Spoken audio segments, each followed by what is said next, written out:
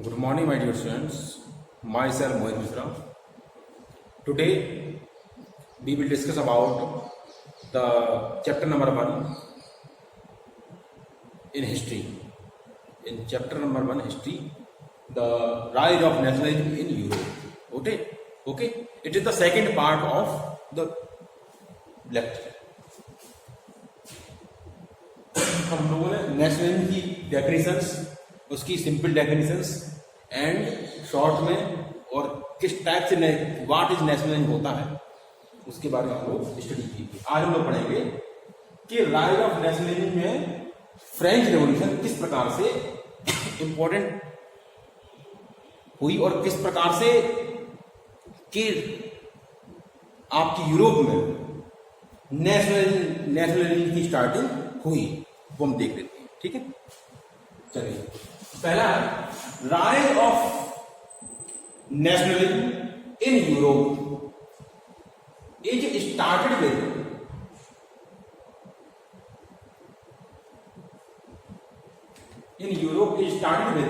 The French revolution. किसकी starting हुई बेटा? French revolution. किसकी स्टार्टिंग बेटा?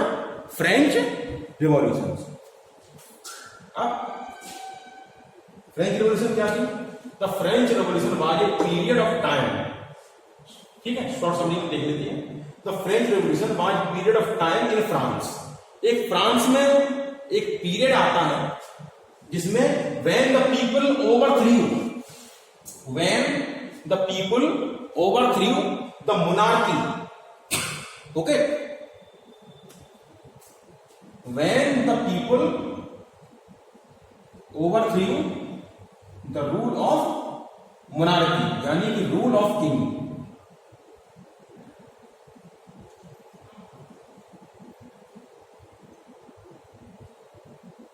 मोनार्की क्या होती है students? Rule of king. Okay, to control of government.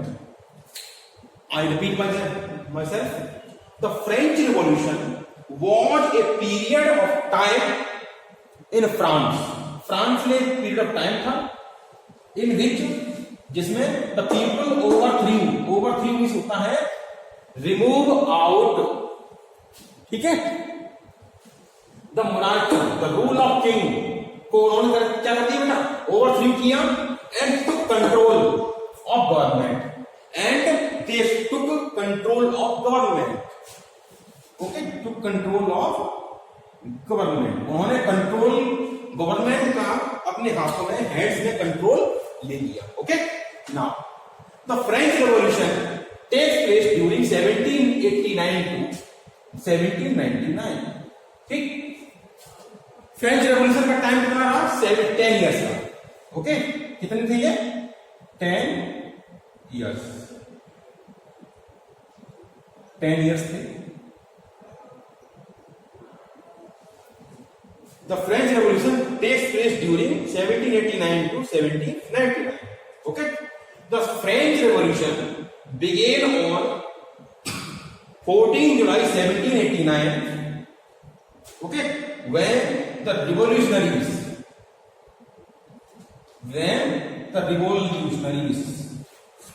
कौन थे बेटा? Freedom fighters of France. Revolutionary कौन थे बेटा? Freedom fighters of France. Revolutionary are the freedom fighters of France. Storm यहां पर वर्ड आया, इसका मीन्स होता है डिस्ट्रॉय, टू डिस्ट्रॉय।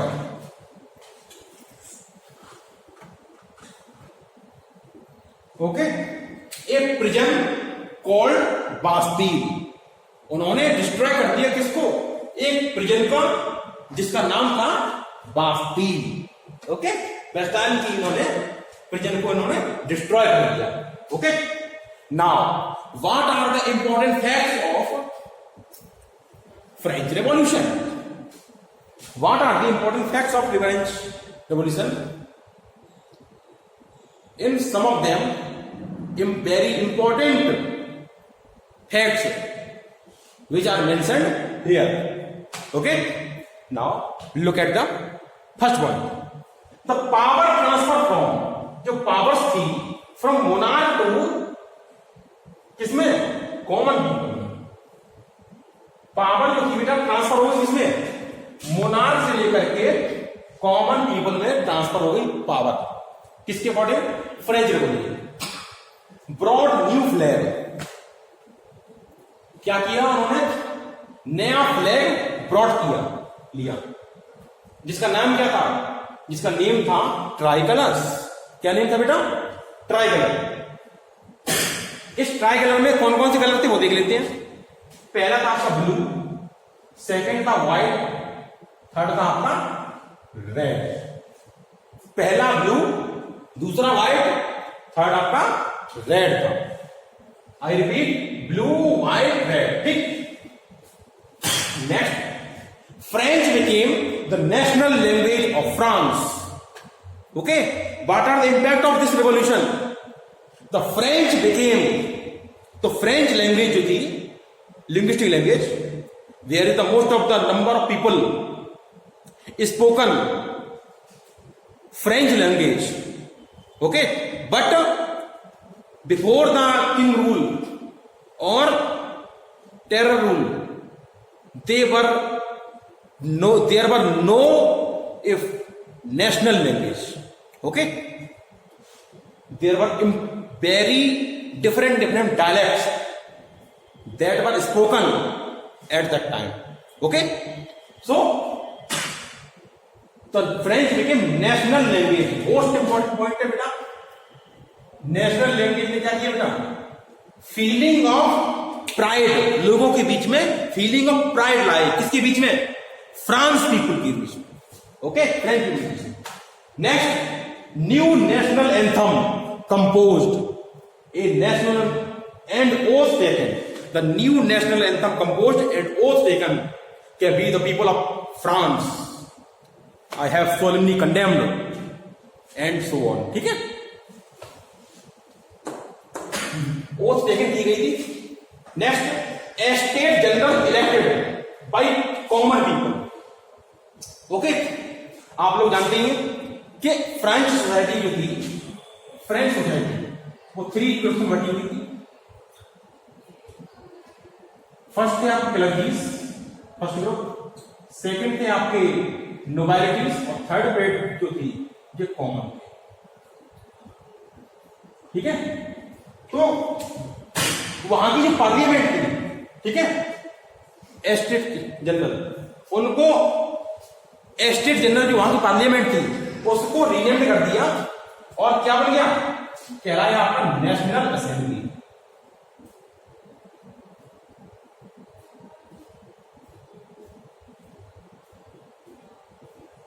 ठीक है, नेशनल असेंबली कहलाई. एस्टेट जनरल को उन्होंने रीनेम करके क्या कर दिया, नेशनल असेंबली में रीनेम किया.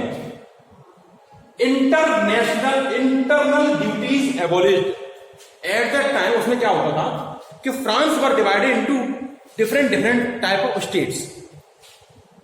At that time France divided into different kinds of states and each state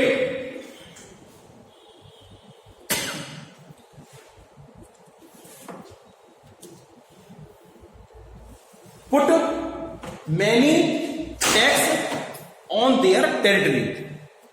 Each state put many taxes on their territories. But after the revolution of France, these trade barriers finished. Okay, these trade barriers finished. And so this is point. The point is internal duties abolished. Okay, ये आपका next point है आपका nationalism idea taken abroad by the French army. और French की जो army है, French army, उसने nationalism की आइडियाज को उन्होंने बताया कि देखो भैया हमने एक नई बात सीखी है कि आइडिया ऑफ नेशनलिज्म, इसमें फीलिंग ऑफ प्राइड है, feeling of commonness, feeling of oneness जो हमने सीखी है, लर्न की है, वो हम आपको प्रमोट कर रहे हैं. Okay, so nationalism idea taken and abroad by the French army. French army को क्या किया? अब्रॉड में स्प्रेड किया गया यूरोप के अदर कंट्रीज में. अब आती है डेट्स के राय 1799 टू 1815. ओके, 1799 टू 1815 में एक एरा आया जिसको कहा गया एरा ऑफ नेपोलियन और rise of Napoleon Bonaparte. Okay, the rise of Napoleon. ठीक, उन्होंने Napoleon was the most successful king और monarch of the France. Okay, he proposed many reforms in the history of France. Okay, so and he proposed a new theory known Universal Civil Code of France, the Civil Code of 1804. Okay, the Civil Code of 1804 proposed by Napoleon Bonaparte. On the honor of this code or Napoleon, we call them Napoleon Code. Okay, we call them Napoleon Code. Students, this is the end of the topic. Next video में हम लोग what are the important points of Civil Code of 1804 उनके बारे में discuss करेंगे. Till then, bye bye students. All the students of class 10th, write down the notes on your fair answer copy, because these are very valuable and important points, and surely these will come on your exams. Okay.